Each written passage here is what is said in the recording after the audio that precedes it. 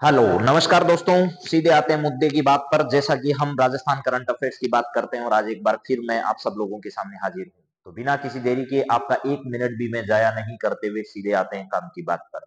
Rajasthan current affairs के महत्वपूर्ण विषयों पर हम लोग लगातार चर्चा करते हैं और आज भी राजस्थान करंट अफेयर्स की इस क्लास में हम लोग बहुत ही महत्वपूर्ण बिंदुओं पर वापस से चर्चा करने वाले हैं। कौन सी ऐसी बातें हैं राजस्थान करंट अफेयर्स की जो आपके एग्जाम की दृष्टि से इंपॉर्टेंट है, उन सभी को देखने का प्रयास जो है वो आपके सामने हम करते हैं।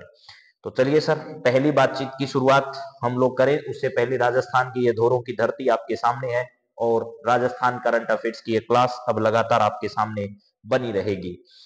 तो देखते हैं क्या है यहाँ पर नई बात जो आपको जाननी चाहिए। और ऐसा राजस्थान का करंट अफेयर्स जो है उसमें सबसे पहला पॉइंट आज का जो रहेगा वो है आपका रोजगार मेले का प्रोग्राम। रोजगार मेले की अगर बातचीत की जाए तो सर यहाँ हमारे सामने कौन कौन सी इंपॉर्टेंट बातें होंगी, तो सबसे पहला पॉइंट आप लोगों की स्क्रीन पर आ चुका है, जरा देखिएगा। यहाँ पर अगर मैं आपसे बात करूं तो सबसे पहला बिंदु राजस्थान करंट अफेयर्स का क्या है वो जरा देख लीजिएगा।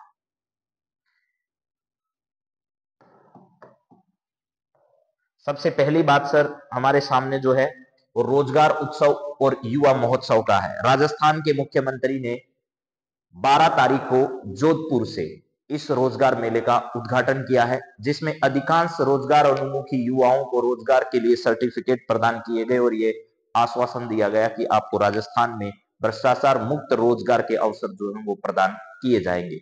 तो राजस्थान में कहां पर इस प्रकार के कार्यक्रमों का आयोजन किया गया, जरा देखिएगा। ये रोजगार उत्सव जो है वो युवाओं को रोजगार प्रदान करने के लिए कहां पर, जोधपुर में इसका आयोजन हुआ। जोधपुर में आयोजन हुआ रोजगार उत्सव, युवा उत्सव का आयोजन जोधपुर में किया गया। ये दोनों आयोजनों का उद्देश्य युवाओं को रोजगार के अवसर प्रदान करना और विभिन्न सरकारी योजनाओं और कार्यक्रमों के बारे में क्या करना, उनको जागरूक करना है। इसके लिए यह कार्यक्रम जो है वो आयोजित किया गया। जोधपुर से जयपुर जो है वहां पर जयपुर के अंदर शिक्षा संकुल में स्थित विद्या समीक्षा केंद्र जो उसका भी उद्घाटन किया गया। इस विद्या समीक्षा केंद्र का उद्देश्य क्या, छात्रों पर, सरकारी स्कूलों पर और सरकारी जो शिक्षा से जुड़ा हुआ तंत्र है उस पर नियंत्रण रखना या उस पर निगरानी रखने के लिए इस प्रकार की शुरुआत जो है वो की गई है। तो रोजगार मेला या रोजगार उत्सव जो है इसकी शुरुआत कहां से की गई, जोधपुर में की गई। ये ध्यान रखना, जोधपुर जो है वो पूर्व मुख्यमंत्री अशोक गहलोत जी का जो है वो गृह जिला है, ये भी ध्यान रखना है। जोधपुर में ही रहते हुए मुख्यमंत्री ने वर्चुअली जयपुर स्थित शिक्षा संकुल में नवनिर्मित विद्या समीक्षा केंद्र का उद्घाटन किया। इस केंद्र के माध्यम से राज्य के 68,000 से ज्यादा स्कूलों के 81 लाख विद्यार्थी, 4 लाख से अधिक शिक्षक, 1.25 लाख कर्मचारियों के डेटा पर नजर रखी जा सकेगी। शिक्षा मंत्री जो है राजस्थान के वो कौन है, मदन दिलावर है। मदन दिलावर ने इस जानकारी की पुष्टि की। उन्होंने बताया कि केंद्र शिक्षा व्यवस्था को और बेहतर बनाने में मदद करेगा। राज्य स्तरीय मुख्यमंत्री रोजगार उत्सव का आयोजन जोधपुर स्थित मारवाड़ इंटरनेशनल सेंटर में किया गया। जिस समय अशोक गहलोत जी मुख्यमंत्री थे उस समय उन्होंने Marwar Marwar international centre international centre जो है इंटरनेशनल सेंटर इसका उद्घाटन उन्होंने किया था और इसी सेंटर में इसको क्या किया गया है, कार्यक्रम रोजगार उत्सव और युवा उत्सव का आयोजन जोधपुर के अंदर मुख्यमंत्री भजनलाल जी शर्मा के द्वारा इसका उद्घाटन किया गया। अगली बात क्या है सर, इससे जुड़े हुए कुछ महत्वपूर्ण सवालों पर भी चर्चा हम लोग करते हैं। देखिए क्या है पहला सवाल, यहां पर आपके सामने पहला सवाल है, रोजगार उत्सव का आयोजन कहां किया गया। तो राजस्थान के जयपुर में नहीं साहब, उदयपुर में नहीं, जोधपुर के अंदर इसका आयोजन किया गया, कोटा में नहीं। कोटा जो है वो शिक्षा नगरी के नाम से मशहूर है, शिक्षा नगरी या इसे कोचिंग नगरी भी कहा जाता है। इसके अलावा कोटा जो है वो अपने कोटा स्टोन के लिए भी बड़ा प्रसिद्ध है। कोटा स्टोन जो है इसके लिए भी कोटा बड़ा प्रसिद्ध है, यानी कि पत्थर के लिए भी कोटा का स्थान महत्वपूर्ण है। इसके अलावा चंबल नदी जो है, चंबल नदी, इस चंबल नदी के बहाव क्षेत्र में स्थित होने के कारण भी ये बड़ा प्रसिद्ध है। तो यहाँ पर सही आंसर इसका क्या है, जोधपुर है। जयपुर में क्या किया गया था, विद्या, ठीक है, सेंटर जो है इसका उद्घाटन किया गया। कहां पर है विद्या सेंटर, शिक्षा संकुल जयपुर के अंदर है, शिक्षा संकुल जयपुर के अंदर है। तो मेरे मित्रों इस बात को बड़े बखूबी से याद रखना है। युवा उत्सव का मुख्य उद्देश्य क्या है, तो युवाओं को सरकारी योजना के अवगत कराना, युवाओं के बीच खेल कूद और सांस्कृतिक कार्यक्रम आयोजित करना, रोजगार के अवसर प्रदान करना, पर्यावरण संरक्षण करना।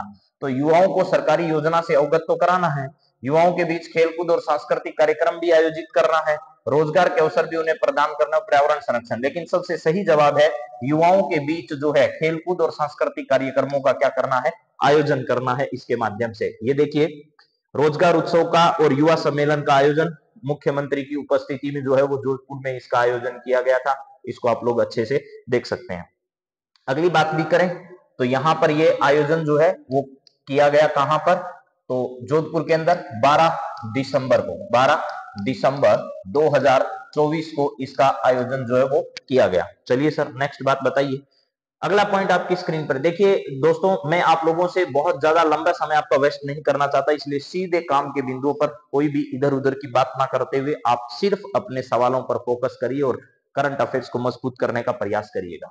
रोजगार उत्सव के दौरान क्या हुआ, रोजगार उत्सव के दौरान क्या हुआ, शिक्षा पर कार्यशाला आयोजित हुई, नौकरी मेले का आयोजन किया गया, केवल खेलकूद प्रतियोगिताएं, संगीत कार्यक्रम आयोजित हुए। तो शिक्षा पर कार्यशाला भी, नौकरी मेले का आयोजन भी इस समय किया गया था। नौकरी मेले का मतलब है रोजगार मेला ही है, इसका आयोजन रोजगार उत्सव के तहत किया गया। रोजगार उत्सव का उद्देश्य क्या है, युवाओं को सांस्कृतिक कार्यक्रमों में भाग लेने के लिए प्रेरित करना, बेरोजगार युवाओं को रोजगार के अवसर प्रदान करने के लिए इसका आयोजन किया गया था, ये भी ध्यान रखना है। युवा उत्सव देखिए अलग अलग है सवाल, रोजगार उत्सव, युवा उत्सव, सवाल अलग अलग पूछे जा रहे, हालांकि प्रोग्राम एक ही था। युवा उत्सव में किन गतिविधियों को आयोजन किया गया, सांस्कृतिक कार्यक्रम और खेलकूद प्रतियोगिताओं का इसके आयोजित किया गया। देखिए केवल रोजगार से संबंधित कार्यशाला नहीं थी, बल्कि सांस्कृतिक कार्यक्रम, खेलकूद प्रतियोगिता और रोजगार मेले का आयोजन इस समय हुआ था राजस्थान के जोधपुर में। अगला सवाल, अब हम बात करेंगे रोजगार उत्सव के बाद में। तो रोजगार उत्सव के बारे में आपको एक बार फिर बता देता हूं। राजस्थान के जोधपुर में मुख्यमंत्री भजनलाल शर्मा जी के नेतृत्व में 12 दिसंबर 2024 को क्या किया गया था, रोजगार उत्सव एवं सांस्कृतिक कार्यक्रम या युवा महोत्सव का आयोजन किया गया था, जिसमें जयपुर शिक्षा संकुल स्थित विद्या सेंटर का भी उद्घाटन किया, जिसमें राजस्थान की शिक्षा व्यवस्था पर निगरानी रखने के लिए इस प्रकार का काम किया गया। इसके अलावा सांस्कृतिक प्रोत्साहन देने के लिए, रोजगार प्रदान करने के लिए युवाओं को वहां पर रोजगार मेले का भी आयोजन किया गया। युवा उत्सव में सांस्कृतिक कार्यक्रमों का भी आयोजन हुआ। मुझे उम्मीद है कि आपको ये बात समझ में आ गई होगी। तो चलिए अगली बात करते हैं। अगला सवाल क्या है, जयपुर में अमर जवान ज्योति पर रन फॉर विकसित राजस्थान का जो है वो आयोजन किया गया। Run for Rajasthan, run for विकसित राजस्थान है, ये ध्यान रखना। रन फॉर विकसित राजस्थान का आयोजन जो है वो कहां पर किया गया, एक तरीके से मैराथन मान लीजिए, इसका आयोजन राजस्थान के जयपुर में किया गया। और राजस्थान के मुख्यमंत्री भजनलाल जी शर्मा जो है उनका कहना है अब प्रति वर्ष जो है 12 दिसंबर को इस रन फॉर विकसित राजस्थान का आयोजन किया जाएगा। रन फॉर विकसित राजस्थान, इसका क्या किया जाएगा, आयोजन किया जाएगा। रन फॉर विकसित राजस्थान 12 दिसंबर को प्रतिवर्ष आयोजित किया जाएगा।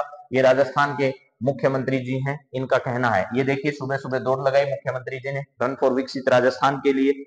अगला, यहां पर सवालों की श्रृंखला में हम लोग बात कर रहे हैं। पहला सवाल क्या है जरा देखिए, रन फॉर विकसित राजस्थान। सवाल आपको सब पढ़ने में आ रहे होंगे, मुझे कमेंट मिला था सर ये पढ़ने में नहीं आते, लेकिन अच्छे से पढ़ने में आ रहा है, कोई दिक्कत नहीं है मेरे हिसाब से। चलिए, रन फॉर विकसित राजस्थान का आयोजन कब किया गया, रन फॉर विकसित राजस्थान का आयोजन कब किया गया, 10 दिसंबर नहीं भाई, 12 दिसंबर को इसका आयोजन किया गया। कहां पर, अमर जवान ज्योति के यहां पर रन फॉर राजस्थान का आयोजन किया गया। 10 दिसंबर को राजस्थान में प्रवासी राजस्थानी दिवस मनाया जाएगा। प्रवासी राजस्थानी दिवस जो है, प्रवासी राजस्थानी दिवस मनाया जाएगा, ये ध्यान रखना है, मनाया जाएगा। आप लोग चिंता ना करिएगा मेरे दोस्तों, जो भी इंपॉर्टेंट टॉपिक होगी उनकी क्लास मैं आपको उपलब्ध कराऊंगा 100%। लेकिन अगर कभी कभार क्लास नहीं मिले तो ये मत सोचना कि क्लास इर्रेगुलर चलाई जा रही है, बल्कि मैं आपके फालतू के विषयों पर क्लास बनाकर आपका समय कदापि वेस्ट नहीं करूंगा। मुझे लगा कि ये टॉपिक इंपॉर्टेंट है और इस पर 10 से 15-20 मिनट की क्लास बनाई जा सकती है, तो मैं उसको एक साथ इंक्लूड कर दूंगा। तो आप इस बारे में निश्चिंत रहिए, हर टॉपिक आपका कवर किया जाएगा। 15 दिसंबर नहीं, 1 जनवरी नहीं, तो 12 दिसंबर 2024 इसका सही जवाब है। रन फॉर विकसित राजस्थान का मुख्य उद्देश्य क्या है, पर्यावरण संरक्षण नहीं, राज्य के विकास के लिए जागरूकता फैलाना इसका मुख्य उद्देश्य है मेरे दोस्तों। राजस्थान में विकास को बढ़ावा मिले, अभी राजस्थान के 9 से लेकर के 11 दिसंबर तक 9 से लेकर 11 दिसंबर तक निवेश को बढ़ावा देने के लिए जयपुर के अंदर क्या किया गया है, ग्लोबल इन्वेस्टमेंट समिट आयोजन किया गया। इन्वेस्टमेंट समिट जो है इसका क्या किया गया, आयोजन किया गया था। कहां पर, सीतापुरा जयपुर के अंदर, सीतापुरा जयपुर के अंदर इसका आयोजन किया गया था। इसका उद्घाटन जो है वो किसके द्वारा किया गया, इसका उद्घाटन राजस्थान आकर देश के प्रधानमंत्री ने इसका क्या किया था, उद्घाटन किया था। तो रन फॉर विकसित राजस्थान का उद्देश्य क्या है, राज्य के विकास के लिए लोगों में जागरूकता फैलाना। हर व्यक्ति जुड़ेगा तब राजस्थान का विकास होगा, तब राजस्थान को पहचान मिलेगी, तब राजस्थान में निवेश बढ़ेगा। इसके लिए ऐसा प्रयास किया जा रहा है। नेक्स्ट आपके पास में अगला पॉइंट है, रन फॉर विकसित राजस्थान आयोजन में कौन सी गतिविधियां जो है वो शामिल थी।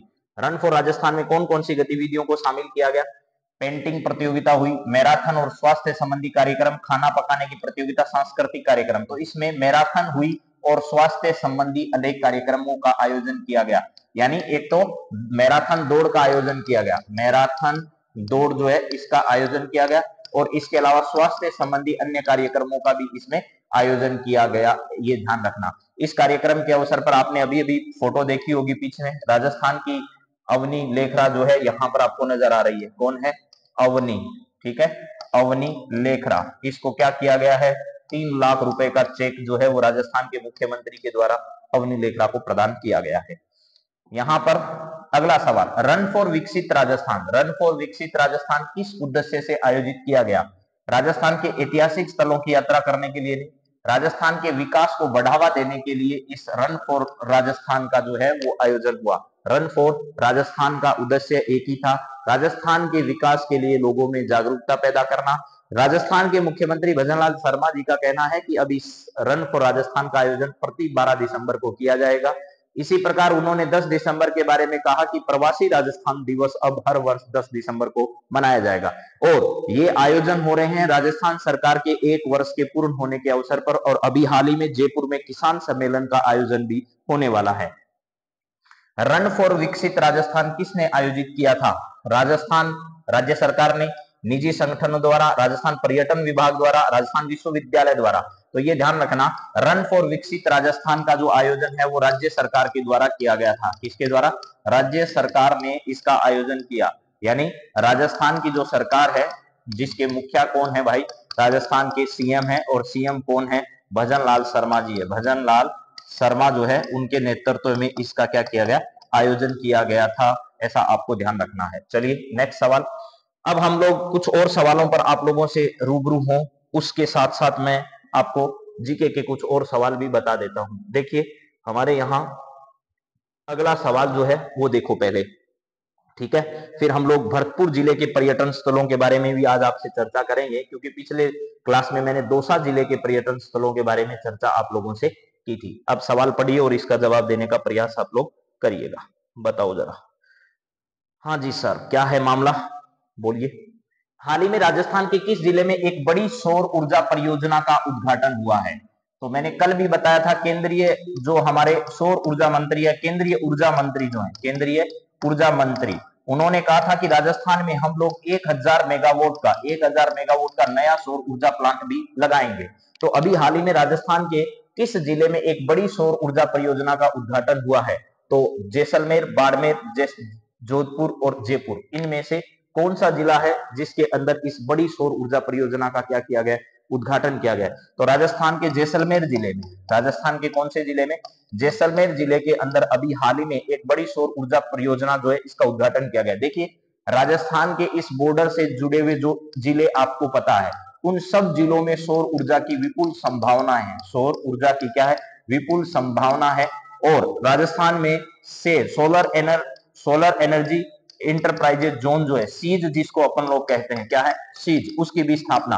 राजस्थान में 365 दिनों में से 320 दिन ऐसे हैं जब सूरज की रोशनी पर्याप्त होती है सौर ऊर्जा के उत्पादन के लिए, और देश में सौर ऊर्जा के उत्पादन में राजस्थान का प्रथम स्थान है, ये भी आप लोग जानते हैं। तो राजस्थान के जैसलमेर में अभी एक सौर ऊर्जा परियोजना की शुरुआत की गई है। जोधपुर में अभी हाल ही में बीएसएफ जो है, बीएसएफ का 60वां स्थापना दिवस मनाया गया। इसके अलावा यहाँ पर सरदार पटेल जो है, सरदार पटेल की एक प्रतिमा का अनावरण देश के गृह मंत्री द्वारा किया गया है और जोधपुर जो है वो सीएम मुख्यमंत्री खुद पधारे और उधर जाकर उन्होंने क्या किया है, रन फॉर राजस्थान तो जयपुर में आयोजित की गई और जो रोजगार उत्सव मेला है वो राजस्थान के जोधपुर में आयोजित किया गया था, ऐसा आपको ध्यान रखना है। चलिए नेक्स्ट सवाल सर। अगला पॉइंट आपके सामने है, राजस्थान सरकार ने किस योजना के तहत बेरोजगार युवाओं को कौशल प्रशिक्षण प्रदान करने की घोषणा की है? राजस्थान के मुख्यमंत्री ने या राजस्थान सरकार के द्वारा कौन सी ऐसी योजना है जिसमें बेरोजगार युवाओं को कौशल प्रशिक्षण प्रदान करके उनको रोजगार उन्मुखी बनाया जाएगा? रोजगार उन्मुखी बनाया जाएगा, ऐसा किस योजना के तहत किया जा रहा है? तो राजस्थान में एक योजना चल रही है रोजगार संबल योजना। कौन सी है? रोजगार संबल योजना है। युवा संबल योजना का नाम ही बदला है एक तरीके से, ये मान लो। पहले राजस्थान में क्या चल रही है? युवा संबल योजना। युवा संबल योजना चलाई जा रही है। उस योजना के तहत क्या किया जाता है? युवा संबल योजना में जो है वो आपको ध्यान रखना है कि बेरोजगारी भत्ता जो है, क्या है? बेरोजगारी भत्ता प्रदान करने के लिए एक योजना राजस्थान के अंदर चलाई गई थी, उसी का युवा संबल योजना है। अब रोजगार संबल योजना के तहत राजस्थान के युवाओं को जो है वो स्किल प्रदान करके, उनका स्किल डेवलपमेंट करके उसके बाद उनको रोजगार उन्मुखी बनाया जाएगा। अगला सवाल सर क्या है? नेक्स्ट पॉइंट आपके सामने है, हाल ही में राजस्थान सरकार ने किस व्यक्ति को राज्य का ब्रांड एम्बेसडर नियुक्त किया है? ये आपको बताना है। राजस्थान में अभी हाल ही में अपना ब्रांड एम्बेसडर जो है वो बनाया है नीरज चोपड़ा को। नीरज चोपड़ा आप लोगों को पता है भाला फेंक खिलाड़ी है। क्या है? भाला फेंक खेल के संबंधित है और इन्होंने क्या किया है? ओलंपिक में भारत को गोल्ड मेडल दिलाया है। ओलंपिक में भारत को क्या दिलाया है? गोल्ड मेडल जो है वो भी इन्होंने दिलाया है। तो नीरज चोपड़ा हालांकि हरियाणा के रहने वाले हैं। कहां के हैं साहब? हरियाणा के रहने वाले हैं, लेकिन राजस्थान ने अपना ब्रांड एम्बेसडर इन्हें बनाया। रविंद्र जडेजा का संबंध जो है वो क्रिकेट से, खेल से। कहां से? क्रिकेट से। अमिताभ बच्चन नहीं, प्रियंका चोपड़ा नहीं, नीरज चोपड़ा इसका सही जवाब है। अगला सवाल क्या है सर? कौन सा जिला महिला सशक्तिकरण के क्षेत्र में बेटी बचाओ बेटी पढ़ाओ योजना में सर्वश्रेष्ठ जिला जो है वो बना है? बेटी बचाओ बेटी पढ़ाओ जो है इस योजना के अंतर्गत, और अभी हाल ही में ये जो है योजना शुरू की गई थी पानीपत हरियाणा से। कहां से? पानीपत हरियाणा से शुरू की गई थी और यहीं से महिला सशक्तिकरण की एक योजना जो है वो अभी हाल ही में 9 दिसंबर को, कब? 9 दिसंबर 2024 को हरियाणा से शुरू की गई है। किसके द्वारा? प्रधानमंत्री के द्वारा। सखी बीमा योजना, जरूर याद रखना, सखी बीमा योजना ये किसके द्वारा शुरू की गई है? सखी बीमा योजना जो है वो शुरू की गई है राजस्थान के लिए या देश भर के लिए। पानीपत हरियाणा से ही 9 दिसंबर को इस योजना को शुरू किया गया, जिसमें 10वीं पास महिला को क्या किया जाएगा? 10वीं पास महिला को यहां पर बनाया जाएगा आपका एजेंट, एलआईसी एजेंट बनाया जाएगा। एलआईसी के साथ मिलकर भारत सरकार के द्वारा एलआईसी इसके मुख्य काम को देखने वाली है। यानी अब बीमा सेक्टर में देश के प्रधानमंत्री का कोई ना कोई बड़ा विजन है, देश के प्रत्येक नागरिक की बीमा, ताकि हर गरीब व्यक्ति के घर में जो है अगर कभी कोई दुर्घटना होती है तो उसको सहायता मिल सके, उसको संबल मिल सके। इसके लिए मुझे लगता है कोई बड़ा विजन है, देश के प्रत्येक नागरिक की बीमा कराएगी भारत सरकार, मुझे ऐसा लग रहा है इस योजना के माध्यम से। क्योंकि पैसा लोगों को देना है, लेकिन उसके बावजूद भी अभी लोगों में जागरूकता नहीं है बीमा के प्रति। तो हर गांव में जब एक एजेंट बनेगी तो लोगों में बीमा के प्रति जागरूकता होगी, लोग आर्थिक रूप से अपने आप को संबल बनाएंगे। चलिए, तो यहां पर सही जवाब क्या है? अलवर है, उदयपुर है, टोंक है, भीलवाड़ा है। तो राजस्थान का भीलवाड़ा ऐसा जिला है जिसने अभी हाल ही में महिला सशक्तिकरण के क्षेत्र में बड़ी उड़ान जो है वो भरी है और महिला सशक्तिकरण को लेकर के भीलवाड़ा का इस योजना में पहला स्थान है। ठीक है सर, अगली बात बताइए। अगला सवाल है, हाल ही में राजस्थान सरकार ने किस शहर में राज्य कृषि प्रदर्शनी 2024 का आयोजन किया है? कृषि प्रदर्शनी का आयोजन जो है राजस्थान सरकार के द्वारा राज्य के किस शहर में आयोजित किया गया, ये पूछ रहा है। जयपुर में, कोटा में, बीकानेर में, अजमेर में? तो इसका सही जवाब है मेरे दोस्तों, कहां पर आयोजन किया गया? जयपुर में इस प्रदर्शनी का, राज्य कृषि प्रदर्शनी का आयोजन किया गया। जयपुर में ही अभी किसान सम्मेलन जो है, क्या है? किसान सम्मेलन। इस किसान सम्मेलन का आयोजन जो वो किया जाएगा। यानी राज्य सरकार जो है इसका कार्यकाल का 1 वर्ष, कार्यकाल का 1 वर्ष जो है वो पूर्ण हो चुका है। 1 वर्ष क्या हो चुका है? पूर्ण हो चुका है। और इस अवसर पर ऐसे कार्य के लिए राज्य सरकार के द्वारा ये कार्यक्रम आयोजित हो रहे हैं। हाल ही में राजस्थान के किस शहर में ग्रीन इलेक्ट्रिक बस की सेवा की शुरुआत की गई है? तो राजस्थान का ऐसा कौन सा शहर है जहां पर इलेक्ट्रिकल बस सेवा की शुरुआत की गई है? वो भी राजस्थान का उदयपुर नहीं है, राजस्थान का जोधपुर नहीं है, इसके अलावा राजस्थान का बीकानेर नहीं है, तो राजस्थान के कहां पर? जयपुर में इस प्रकार की क्या की गई है? शुरुआत की गई है, ऐसा आप ध्यान रखना। चलिए नेक्स्ट बात करते हैं। अगला है, हाल ही में राजस्थान में किस विश्वविद्यालय को राष्ट्रीय नवाचार पुरस्कार से सम्मानित किया गया है? राष्ट्रीय नवाचार पुरस्कार किस को प्रदान किया गया है? इनमें से आपको ये देखना है। तो यहाँ है, राष्ट्रीय नवाचार पुरस्कार से सम्मानित किया गया है। किसे सम्मानित किया गया है? राजस्थान विश्वविद्यालय को नहीं, कोटा विश्वविद्यालय को नहीं, जयनारायण व्यास विश्वविद्यालय को नहीं, महाराणा प्रताप कृषि विश्वविद्यालय जो है इसको यह है पुरस्कार प्रदान किया गया है। एक और ध्यान रखना, महाराणा प्रताप बागवानी विश्वविद्यालय जो है, बागवानी विश्वविद्यालय अभी हाल ही में जो है देश के प्रधानमंत्री द्वारा महाराणा प्रताप बागवानी विश्वविद्यालय जो कहां पर है? रोहतक के अंदर है, ध्यान रखना। उसके मुख्य भवन का उद्घाटन देश के प्रधानमंत्री द्वारा किया गया। रोहतक हरियाणा के अंदर जो है वहां पर स्थित है। नेक्स्ट सवाल क्या है सर? राजस्थान के अंदर कौन सा हवाई अड्डा हाल ही में अंतरराष्ट्रीय उड़ानों के लिए तैयार हो गया है? राजस्थान का एक ऐसा एयरपोर्ट, आपको पता है राजस्थान का सांगानेर एयरपोर्ट इंटरनेशनल एयरपोर्ट है जो कि अडानी ग्रुप के पास है। अडानी ग्रुप को उसको लीज पर दे रखा है और बहुत बड़े व्यापक स्तर पर उसकी तैयारियां अडानी ग्रुप के द्वारा की गई है, यानी बेहतर सुविधाएं उपलब्ध उस लिए कराई जा रही है। लोग प्राइवेटाइजेशन के खिलाफ बड़ी आवाज उठाते हैं क्योंकि उनको रियलिटी की जानकारी नहीं है। वास्तविकता यह है मेरे दोस्तों, जब प्राइवेटाइजेशन किसी चीज का होता है तो उससे स्तर हमेशा सुधरता है। हालांकि देश के नागरिकों पर कोई ज्यादा वजन नहीं पड़ेगा। जयपुर के लोग जो इंटरनेशनल एयरपोर्ट का इस्तेमाल करते हैं उनको सुविधाएं बेहतर चाहिए, उसे कोई मतलब नहीं है कि ये सरकार के पास है या प्राइवेट व्यक्ति के पास है। तो सुविधाएं बेहतर दिलाने के लिए कुछ कदम ऐसे उठाने पड़ते हैं जिस पर निगरानी अच्छी हो सके, इसलिए यह एयरपोर्ट उनको दिया गया और बेहतर सुविधाएं हुई है उस एयरपोर्ट पर। राजस्थान का कौन सा हवाई अड्डा हाल ही में अंतरराष्ट्रीय उड़ानों के लिए तैयार किया गया? तो यहाँ किशनगढ़ का जो हवाई अड्डा है, कहाँ का? किशनगढ़ हवाई अड्डा जो है अजमेर के अंदर। किशनगढ़ में हवाई पट्टी थी पहले, किशनगढ़ जो है यहाँ पर आपको पता है मार्बल मंडी जो है, मार्बल के लिए ये क्षेत्र बहुत बड़ा प्रसिद्ध है, किशनगढ़ अजमेर के अंदर। तो यहाँ इस बात को बेहतर तरीके से आप लोग समझ सकते हैं। और यहाँ पर एक ध्यान रखिएगा, केंद्रीय विश्वविद्यालय भी है। क्या है? सेंट्रल यूनिवर्सिटी भी है, केंद्रीय विश्वविद्यालय भी यहाँ पर है, विश्वविद्यालय जो है वो भी यहाँ पर है। तो इसको जरूर ध्यान रखिएगा। राजस्थान सरकार द्वारा हर घर नल जल योजना के अंतर्गत कौन सा जिला 100% जल उपलब्धि वाला जिला बन गया है? यानी हर घर नल योजना के माध्यम से ऐसा जिला जहां के हर घर में नल के माध्यम से जल पहुंचाया जा रहा है, ऐसा राजस्थान का जिला कौन सा है जिसने 100% इसमें कवर कर लिया है?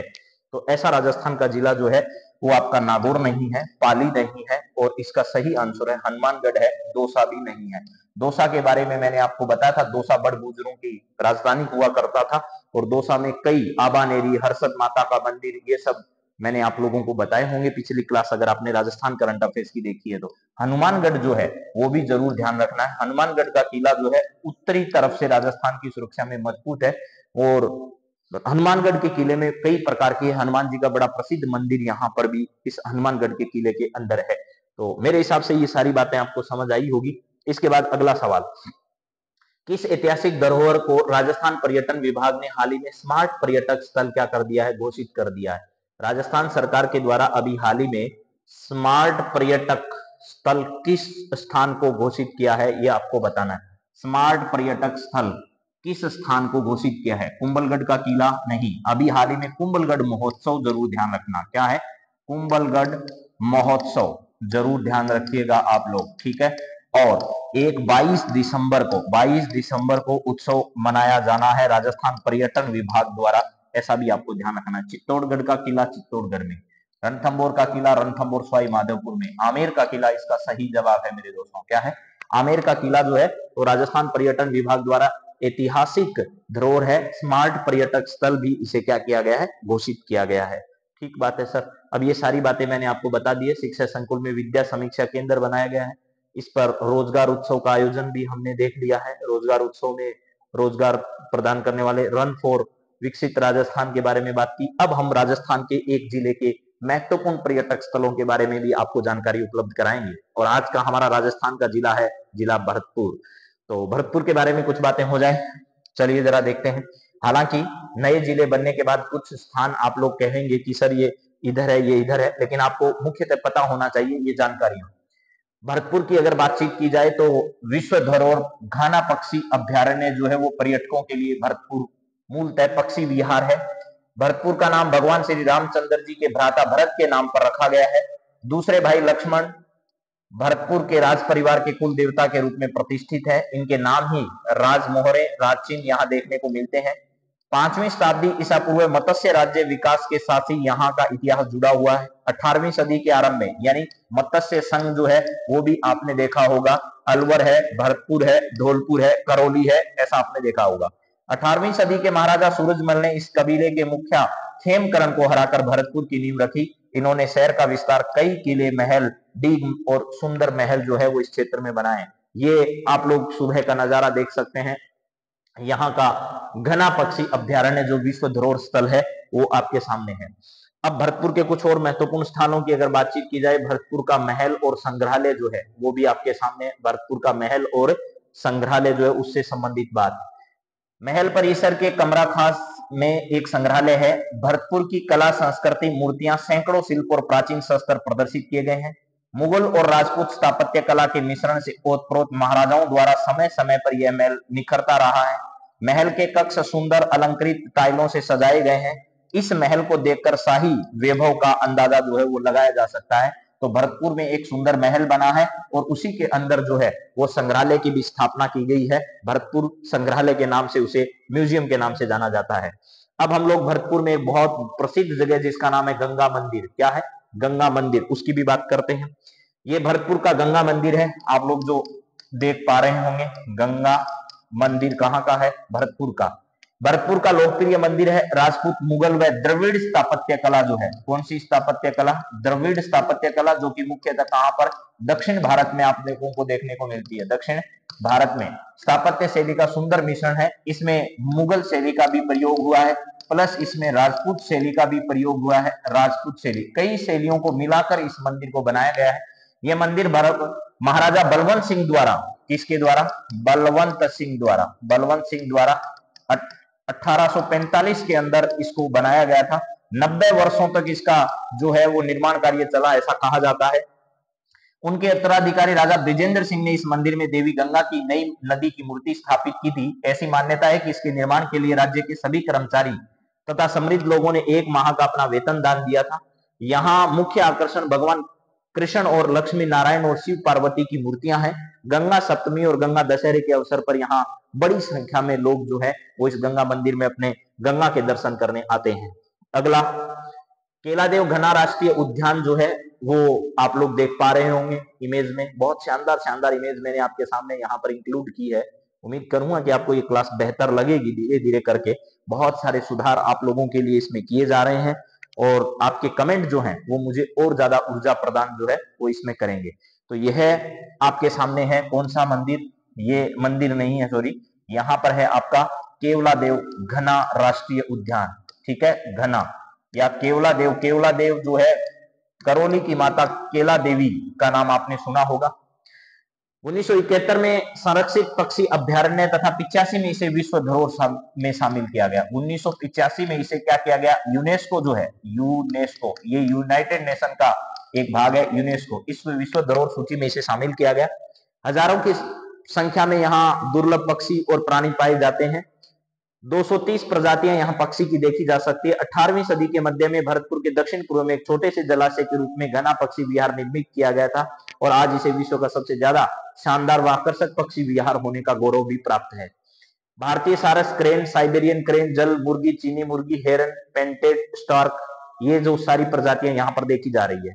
केवलादेव घना राष्ट्रीय उद्यान में बर्ड वॉचिंग केवलादेव को एशिया के सबसे अच्छे पक्षी क्षेत्रों में गिना जाता है। इसमें 375 से अधिक स्थानीय और प्रवासी प्रजातियां पाई जाती है। पर्यटक यहाँ पक्षियों की कई किस्मों को देख सकते हैं जिनमें सारस और डेमोइसेल क्रेन तथा अनेक प्रवासी पक्षी शामिल हैं।